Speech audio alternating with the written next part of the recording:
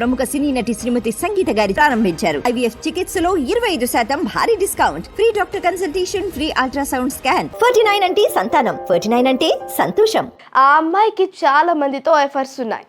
Johnny master భార్య shocking comments. ప్రస్తుతం Tollywood star choreographer Jani master issue టాలీవుడ్ను కుదిపేస్తోన్న సంగతి తెలిసిందే.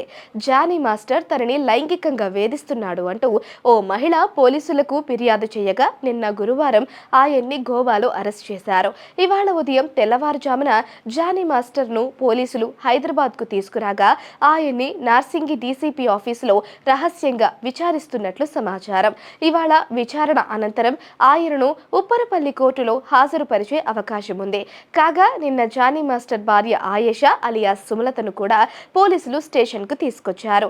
ఆమె ఇచ్చిన సమాచారం ప్రకారమే జానీ మాస్టర్ ను గోవాలో పోలీసులు అరెస్టు చేసినట్లు తెలుస్తుంది. అయితే జానీ మాస్టర్ భార్య ఓ టీవీ ఛానల్ కు ఇచ్చిన ఇంటర్వ్యూలో ఎన్నో షాకింగ్ విషయాలు చెప్పారు. జానీ మాస్టర్ ఇండస్ట్రీలో ఎదగకూడదు అని కావాలని ఇలా చేస్తున్నట్లు చెప్పిన ఆమె బాధితురాలిపై ఊహించని స్థాయిలో ఆరోపణలు చేశారు.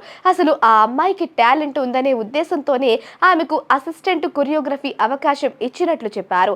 ఢీ షోలో స్టేజ్ డాన్సులు చేసుకునే ఆ అమ్మాయికి అవకాశం ఇస్తే ఆమె ఇప్పుడు ఆయనపైనే ఫాల్స్ స్టేట్మెంట్ ఇచ్చింది.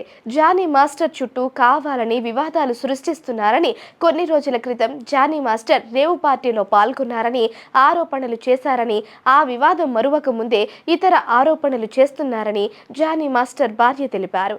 నేషనల్ అవార్డు వచ్చిన తరువాత జానీ మాస్టర్ ను టార్గెట్ చేయడం ఎక్కువైందని ఆమె అన్నారు.